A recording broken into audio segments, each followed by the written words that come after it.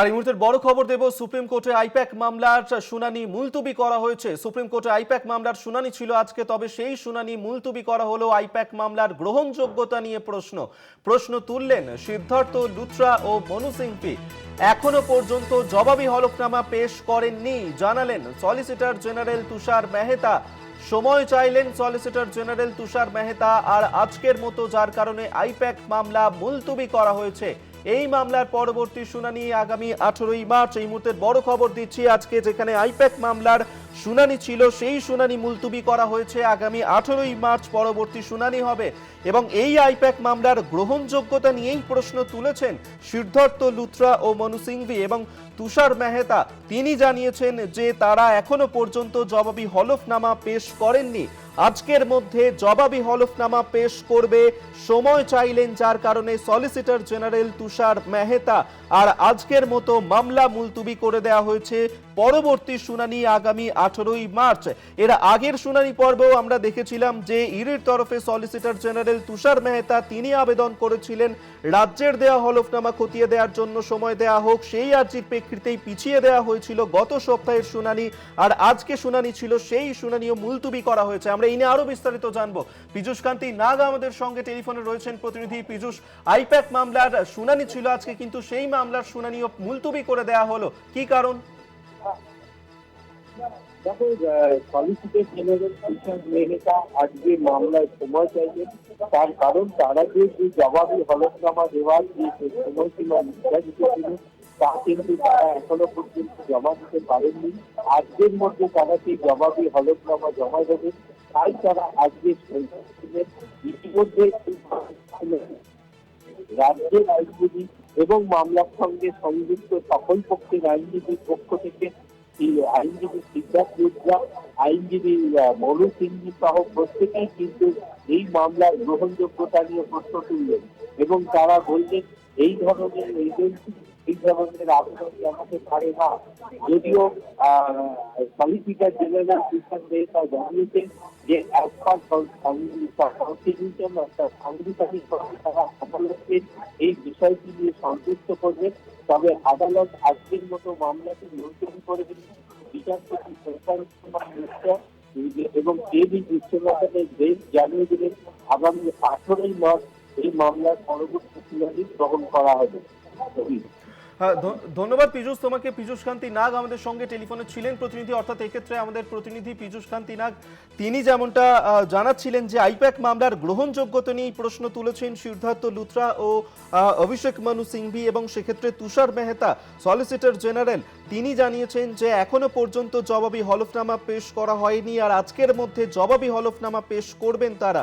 আর যার কারণেই কিছুটা সময় চেয়েছেন সলিসিটর জেনারেল তুষার মেহতা। আর তাই আজকের মতো আইপ্যাক মামলার শুনানি মুলতবি করা হয়েছে। পরবর্তী শুনানি 18ই মার্চ।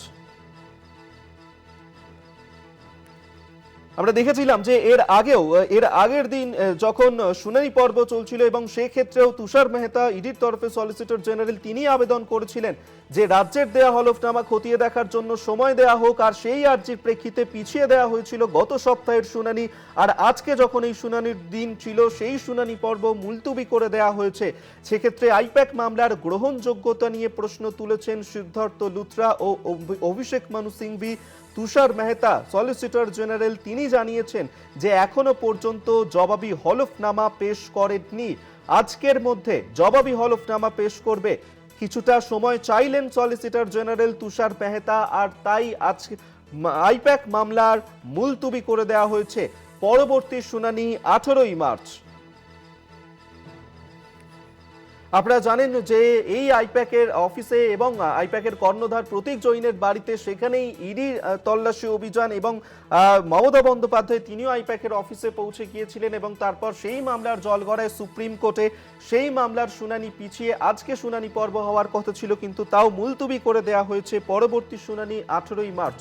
সিপিএম নেতা তথা আইনজীবী বিকাশ রঞ্জন ভট্টাচার্য এই মুহূর্তে আমাদের সঙ্গে টেলিফোনে রয়েছেন। বিকাশবাবু, আজ আইপ্যাক মামলার গ্রহণযোগ্যতা নিয়ে প্রশ্ন তুলেছেন সিদ্ধার্থ লুথরা এবং অভিষেক মনু সিংভি। অন্যদিকে তুষার মেহতা তিনি বলেছেন যে জবাবি হলফনামা এখনো পেশ করেননি, জবাবি হলফনামা পেশ করবেন আজকে, সেই কারণে কিছুটা সময় চেয়ে নিয়েছেন। দেখুন, আমি হয়তো ইতিপূর্বে আপনাদের কোনো না কোনো চ্যানেলেই বলেছিলাম, এই মামলা নির্বাচনের আগে হবে না। বোঝাপড়াটা প্রথম থেকেই খুব স্পষ্ট। যেদিন মুখ্যমন্ত্রী বেআইনি কাজ করেছেন সেদিনই ইডি তাকে হেফাজতে নিতে পারতেন, করেননি।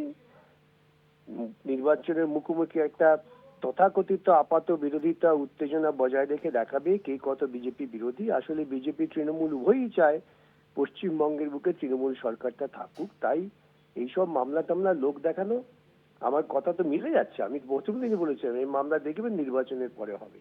শুধু আজকে তুষার মেহতার টাইম চেয়েছেন, পরের দিনে আবার কোনো একজন উকিল বলবেন যে তার কি অসুবিধা আছে, এই সমস্ত বাহানায় নির্বাচন ঘোষণা হচ্ছে, তার মামলা পরে হবে।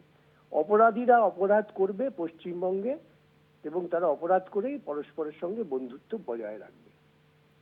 ধন্যবাদ আপনাকে। এতক্ষণ আমাদের সঙ্গে টেলিফোনে ছিলেন সিপিএম নেতা তথা আইনজীবী বিকাশ রঞ্জন ভট্টাচার্য। সুপ্রিম কোর্টে আইপ্যাক মামলার শুনানি মুলতুবি, আগামী 18ই মার্চ এই মামলার পরবর্তী শুনানি হবে। আইপ্যাক মামলার গ্রহণযোগ্যতা নিয়েই প্রশ্ন তুলেছেন সিদ্ধার্থ লুথরা ও অভিষেক মনু সিংভি। তুষার মেহতা তিনি জানিয়েছেন যে তারা এখনো পর্যন্ত জবাবি হলফনামা পেশ করেননি, আর আজকের মধ্যেই জবাবি হলফনামা পেশ করবে। যার কারণে কিছুটা সময়সীমা চেয়ে নিয়েছেন সলিসিটর জেনারেল তুষার মেহতা, আর তাই আজকের মতো মামলা মুলতুবি করে দেওয়া হয়েছে। পরবর্তী শুনানি 18ই মার্চ। আপনারা জানেন যে এর আগের সপ্তাহেও যখন এই আইপ্যাক মামলার শুনানি ছিল, সেই সময়ও ইডির তরফে বলা হয়েছিল সলিসিটর জেনারেল তুষার মেহতা তিনি আবেদন করেছিলেন যে রাজ্যের দেয়া হলফনামা খতিয়ে দেখার জন্য কিছুটা সময় দেওয়া হোক, আর সেই আর্জির প্রেক্ষিতেই পিছিয়ে দেওয়া হয়েছিল গত সপ্তাহের শুনানি। আর আজকেও সলিসিটর জেনারেল তুষার মেহতা তিনি কিছুটা সময় চেয়েছেন, যার কারণে আইপ্যাক মামলা মুলতুবি করে দেওয়া হয়েছে। পরবর্তী শুনানি হবে 18ই মার্চ। শুধু তাই নয়, এই আইপ্যাক মামলার গ্রহণযোগ্যতা নিয়েও প্রশ্ন তুলেছেন সিদ্ধার্থ লুথরা ও অভিষেক মনু সিংভি। আপনাদেরকে আরো একবার জানিয়ে রাখবো, যেখানে সুপ্রিম কোর্টে আইপ্যাক মামলার শুনানি মুলতুবি করে দেওয়া হয়েছে। তুষার মেহতা সলিসিটর জেনারেল তিনি কিছুটা সময় চেয়ে নিয়েছেন, আর যার কারণেই মুলতুবি করে দেওয়া হলো আইপ্যাক মামলার শুনানি। পরবর্তী শুনানি হবে 18ই মার্চ।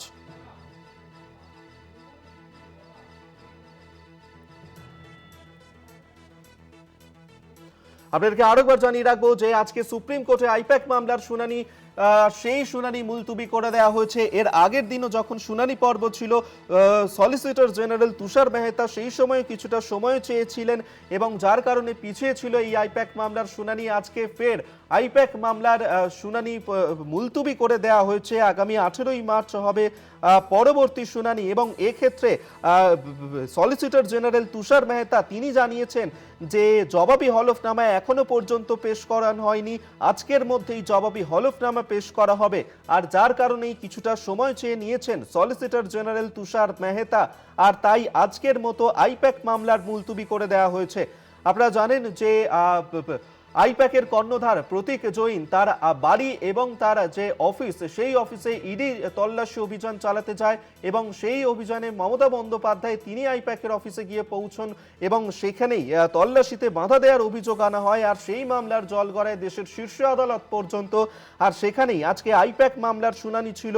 এর গত সপ্তাহে আইপ্যাক মামলার শুনানি পর্ব পিছিয়ে গিয়েছিল। ইডির সলিসিটর জেনারেল তুষার মেহতা সময় চেয়েছিলেন, যার কারণে আর আজকে ফের একবার সময় চাইলেন সলিসিটর জেনারেল তুষার মেহতা। তুষার মেহতা তিনি জানিয়েছেন যে এখনো পর্যন্ত জবাবি হলফনামা পেশ করা হয়নি, আজকের মধ্যেই সেই জবাবি হলফনামা পেশ করা হবে। আর যার কারণেই কিছুটা সময়সীমা চেয়ে নিয়েছেন তিনি, আর তাই আইপ্যাক মামলার মুলতুবি করা হলো আজকের মতো। পরবর্তী শুনানি 18ই মার্চ।